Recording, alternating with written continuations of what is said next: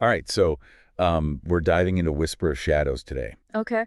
and looks like we've got a good bit to work with. Yeah, it looks like we've got the script itself, Right? some notes you found, and even some analysis that somebody else already did. Oh, cool. Yeah, so we're going to break this all down, Okay. try to understand the story and the characters, and then see if we can kind of figure out, like, what it all means. Yeah, what it all means. So Mhm. one thing that really jumps out at me is this town where the story takes place. Right. It's like straight out of a nightmare. Yeah.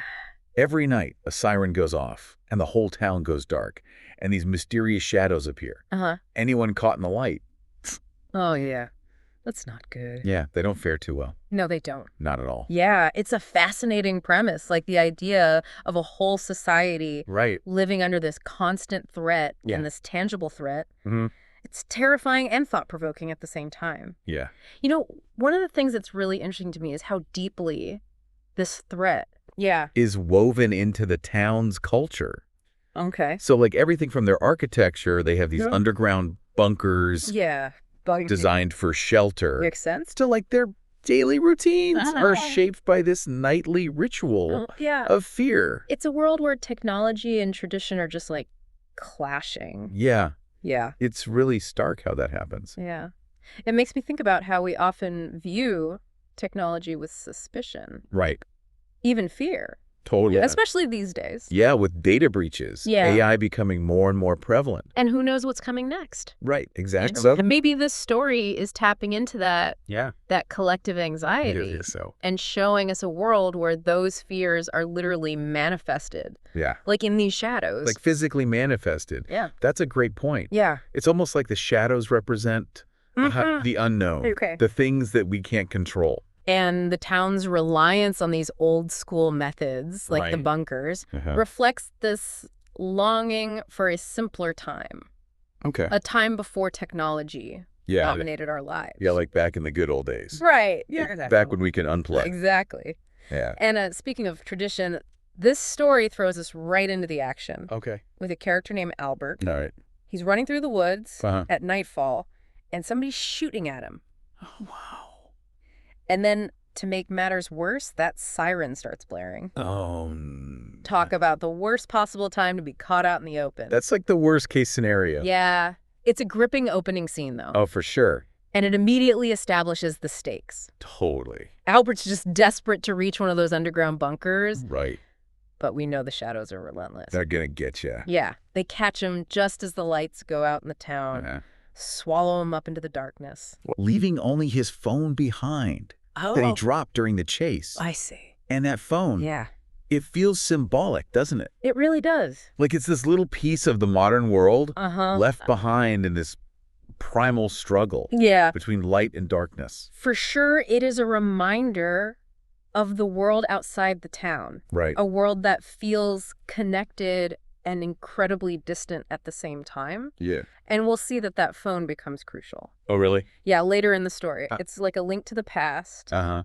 and a key to unlocking this mystery Okay. surrounding Albert's disappearance. All right, so we've got this phone, we've Right. got these shadows, this Mhm. mystery. Uh-huh. But before we get to all that, we jump forward 2 years. Okay. Hmm.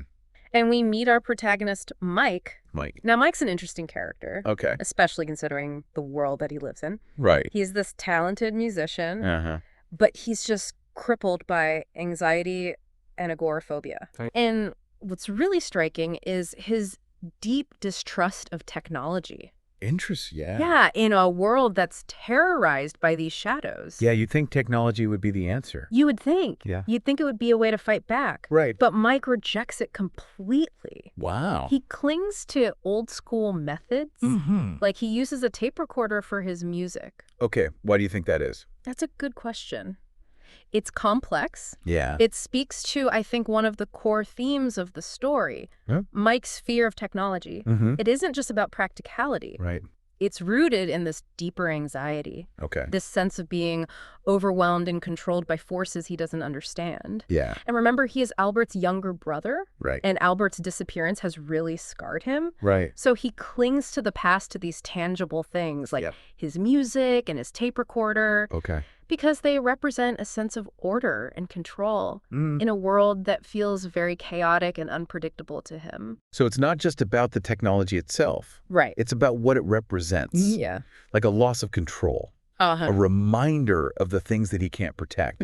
Like his brother. That's it. Yeah. And that fear is even worse because of his anxiety and agoraphobia. Right. So he's trapped in this cycle of fear, clinging to what's familiar, Right. even as it isolates him Yeah. from the world. Makes sense. And to cope with all of that, he relies on prescription pills. Yeah, that does not sound good. No, not at all. Especially in this town where every night could be your last. Right, exactly. Yeah, It's like a recipe for disaster. totally. Yeah. It definitely adds another layer of complexity to his character. Okay. His reliance on medication just highlights his struggle to confront his anxieties head on. Yeah, he's looking for an escape, He is. a way to numb the pain. Yeah, But that prevents him from really engaging with the world. exactly. Yeah. It's interesting how the screenplay sets up these contrasting elements. Yeah. Tradition versus technology. Fear versus acceptance. Right. Escape versus confrontation. Yeah, it feels like Mike is just caught in the middle. He is. Yeah, just struggling to find his place. Yeah, and that struggle is made even worse Okay. by the arrival of another character, Adam. Okay, Adam. Adam is Mike's best friend Uh-huh. and a fellow musician. Okay. He's a cello player. Nice. But unlike Mike, he's a tech enthusiast. Oh, wow. So they're like complete opposites They are when it comes to technology. total opposites, yeah. Okay. He believes that technology can be a force for good, Oh, especially when it comes to preserving art. all right. Interesting. Yeah, in fact, he's actually the one responsible Right. for uploading a recording of Mike's music to the cloud Where? without Mike knowing. Oh, wow. That's going to cause some problems. I know, right? Talk about a recipe for conflict. Oh, yeah. You've got these two best friends, both musicians. But with completely opposite views on technology. Yeah, how does that play out? Well, Especially in this setting. their relationship is like a microcosm Okay. of the bigger themes in the story. Mhm. They represent two totally different approaches to the world. Right. Two different ways of coping with fear and uncertainty. Hmm. Adam embraces what's new. Okay. He sees the potential in technology Right. to connect and create, Uh-huh. while Mike just clings to the familiar, Right. fearing that loss of control Yeah. that comes with embracing the unknown. Okay, so it's this clash of ideologies It is. that sets the stage for their journey Exactly. into the heart of the shadows. That's right. So they're heading to this town where it all began, Uh-huh. where Albert disappeared. Yes. That's a bold move, especially for someone like Mike. It is bold. Yeah, Especially for somebody who has trouble leaving the house. exactly. Yeah, and the tension really ramps up as nightfall approaches. Oh, yeah. The deadline for reaching the bunker is looming over them, Right. but then the screenplay throws in another problem. Okay. Adds a layer of personal turmoil on top of the external threat. Right. Mike gets a call Uh-huh. that his daughter Dahlia has been arrested. Oh, no. Yeah, for drug possession. Oh, wow. It's like a punch in the gut for him. Yeah, so he's dealing with the threat of the shadows, Right. his own anxieties, Uh-huh. and now this news about his daughter. Yeah, It's like everything's just closing in. exactly. Yeah. And it's under this immense pressure Right. that they finally arrive at the town. Okay. Sirens blaring. Uh-oh. Shadows are descending. It's chaos. Pure chaos. And in that chaos, Mike's world crumbles. It does. Yeah. This is where things take a really dramatic turn. Okay. As that alarm blares, Right. the shadows are coming. Yeah. Mike has a panic attack. Oh, no. And in this desperate attempt to get to safety, Uh-huh. he accidentally leaves Adam outside. Oh, wow. As he scrambles into the bunker, Oh, no. it's heartbreaking. Yeah. Mike, driven by his fear, Right? makes a decision that he's going to really regret. Yeah. He manages to lock himself in, Okay. but Adam can't get in. Oh, so he's trapped outside? He's left to face the shadows alone. Wow. So Mike is safe, at least for now. For now. But at what cost? Hungry. He's traded his friend's safety for his own, Yeah. and now he's trapped with Yeah. his guilt and his fear. And it's in this moment of isolation Okay. that he encounters something Mm-hmm. even more terrifying than the shadows. Oh, no. What could be worse than those shadows? Technology in its purest form. Okay. A voice introduces itself as EVA. EVA.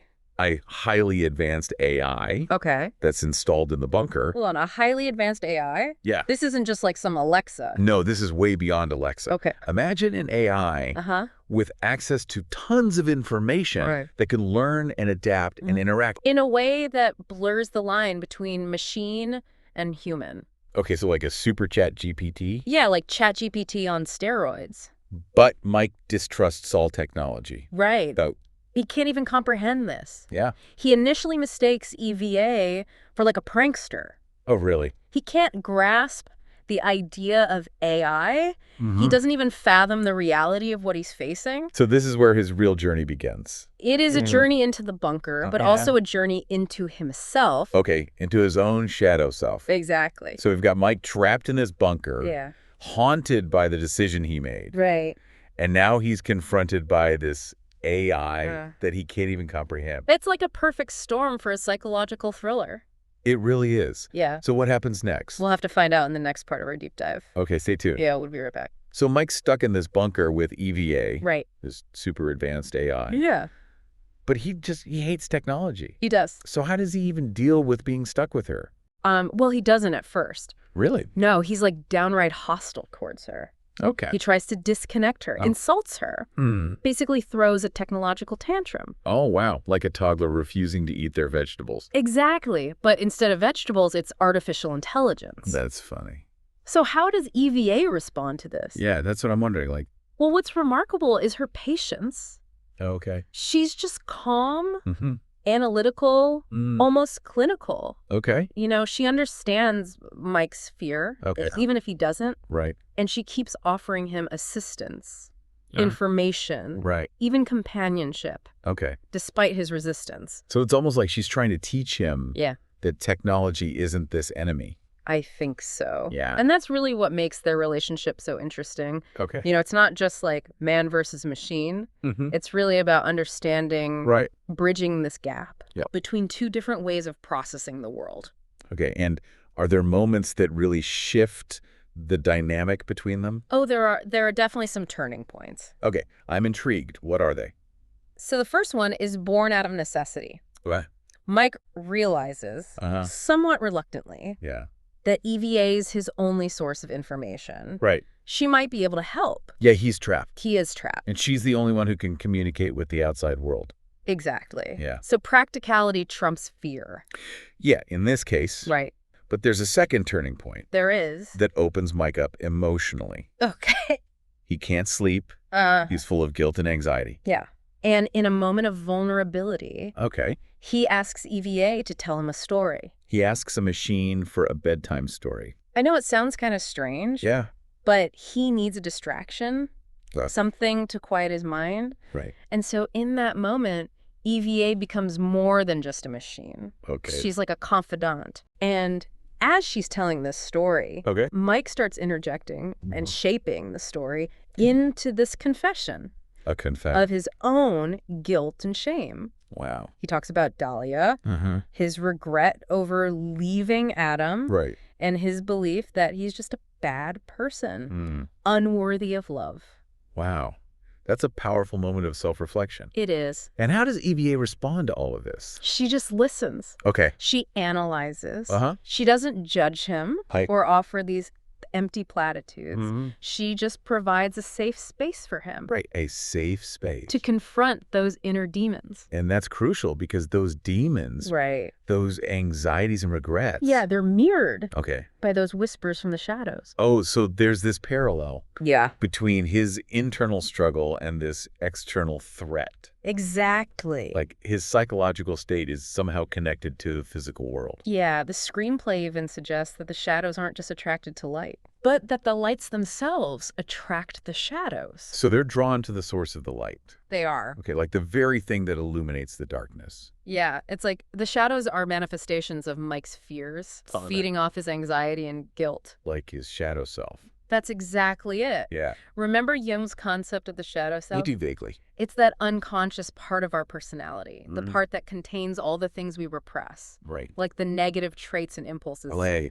that we try to hide. So the shadows embody that shadow self, They do. bringing those repressed fears to the surface. Exactly. Okay, so that's starting to make sense. Good. But what about Adam, Right. his friend, the tech enthusiast? Yeah. Does he play a role in all of this? Oh, absolutely. Okay. Remember, Adam believes in technology He does. to solve problems. Right. And Mike remembers that Adam mentioned how some people in the bunker use Alexa to control the lights outside. Wait, so they're using everyday technology, like Yeah. Alexa, to manipulate the environment, Yeah. to influence the shadows. To potentially influence the shadows. That's right. That's brilliant. It's a really clever use of technology, Yeah. even in this dystopian world. So Mike's starting to see technology in a different light. Yeah, he's starting to see it through Adam's eyes. Okay. The potential instead of just the risks. But they still have to deal with those whispers. Right. EVA thinks there's a code in there.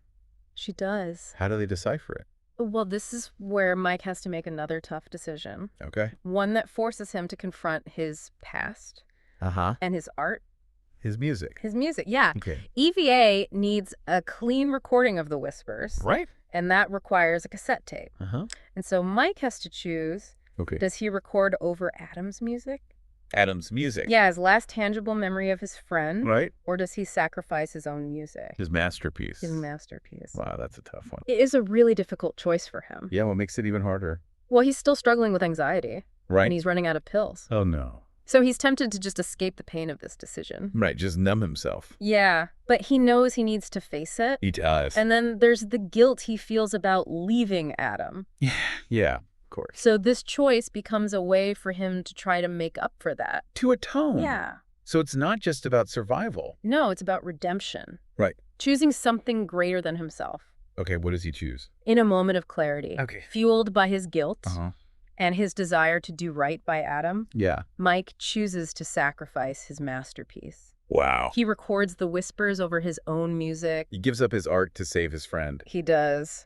It's a huge act of selflessness. It really is. It shows how much he's grown Yeah. and how much he's willing to face his fears. He's putting someone else's needs before his own, He is. even if it means letting go of something so important to him. Yeah. Exactly. What happens when they give EVA the recording? This is where things get really creepy. Okay. EVA deciphers the code, Uh-huh. and she reveals a terrifying truth. Okay, alrighty. What is it? Those whispers, Yeah. they're designed Uh. to exploit Mike's deepest fears and insecurities. Oh, wow. They echo his self-doubt, Oh, yeah. his guilt over leaving Adam, Right. his worries about Dahlia. So the shadows aren't just random monsters. No, They're feeding off of his internal struggle. exactly. And that realization changes everything. How so? It's no longer just about surviving. Okay. It's about confronting the darkness within himself. Oh, wow. So just as this truth is sinking in, Uh-huh. something unexpected happens. Oh, what? A blue light starts emanating Blue Lake. from a room in the bunker, Okay. and there's a sound. What kind of It's sound? like a faint melody. Mm-hmm. And EVA identifies it Mhm. as a cello. A cello. Why is that significant? Well, Adam was a cellist, and for Mike, this blue light becomes a symbol of hope, Okay. a connection to his lost friend. Mm-hmm. EVA's connection fades as Mike gets closer, Oh, no. but he feels drawn to it, Okay. compelled to explore, Yeah. even if it means facing his fears alone. So he's stepping into the unknown, Yeah. guided by the music of his friend. What does he find on the other side of that blue light? Well, that's the story for the final part of our deep dive. So Mike's drawn to this blue light coming from a room in the bunker, and there's this cello melody, reminds him of Adam. What happens when he goes into the light? It's described as like passing through a tunnel. You know, that feeling people talk about with near-death experiences? Yeah. It's subtle, but it really feels like that's what's happening to Mike, like a symbolic death and rebirth. So he's facing his shadow self, and now there's this near-death experience. It's getting pretty metaphorical. Where does he end up after the tunnel? He comes out into a hospital hallway, A hospital hallway. and there's a clue that this might be the same hospital where his wife Tanya ended up after a car accident. Wait, a car accident. When did this happen? We know Dahlia called him on the way to the bunker, but there was no mention of an accident. That's what's so great about this detail. It makes you rethink the whole story. Okay. Remember that call from Dahlia? Yeah, it was frantic, confusing. Now it seems like she was calling from the hospital. Oh. And the accident probably involved Tanya and Adam. So while Mike's underground dealing with all this, there's this other thing happening above ground. Yeah, it adds a whole new layer of guilt to his story. It does, but this is a story about redemption, right? Overcoming those shadows, both inside and out. So we see time has passed Mike's back in his life, and he's different. He is. So how's he changed? He seems more at peace. He's dealing with his anxieties. He's connecting with Dahlia, and he's not afraid of technology anymore. Wow, so he's really come a long way. He has. In fact, he gets a call from EVA. She's still helping him? She is even from afar. It's like she's become part of his support system, Yeah, like a guide. helping him navigate everything. Exactly. And she uses what she learned from Albert's phone to guide Mike back to the woods to where the phone was dropped. He's going back to where it all started. Yeah, back to face his grief and guilt. Okay, so he finds the phone. What's so important about it? Remember how Adam believed in using technology to preserve art? Yeah. Turns out Albert did too. He uploaded a recording of Mike's masterpiece to the phone. You're kidding? So his music was safe all along, protected by the technology he was so afraid of. It's pretty ironic. The thing he rejected ended up saving his most important creation, and there's more. The phone also has a video of Albert and Adam. Wow, a video of them together. It shows their friendship and how much Albert loved his brother. Technology bridging the gap between the living and the dead. It is, and as Mike's watching the video, taking it all on his phone rings, it's Dahlia. This is it, the moment of truth. She asks him how he's doing. What does he say? He just says, I'm great, I'm doing great, and the screenplay ends. That's it. That's how it ends. It's so simple but powerful. It is, because it's not about big speeches or anything. It's about that quiet victory of facing your fears and finding peace. It's realizing that hope and love can survive even the darkest times. And it's about how technology can help us connect, heal, and move forward. Whisper of Shadows is one of those stories that really sticks with you. It makes you think about your own shadows, the fears we all have. And it reminds us that sometimes the things we fear the most can help us find our way back to the light. That's a great way to put it. And for everyone listening, I'd ask you, what are your shadows? What are you afraid of that's stopping you from living your best life? How can you use the tools you have, even the ones you might not like, to face those shadows and find your own light? It's a journey worth taking.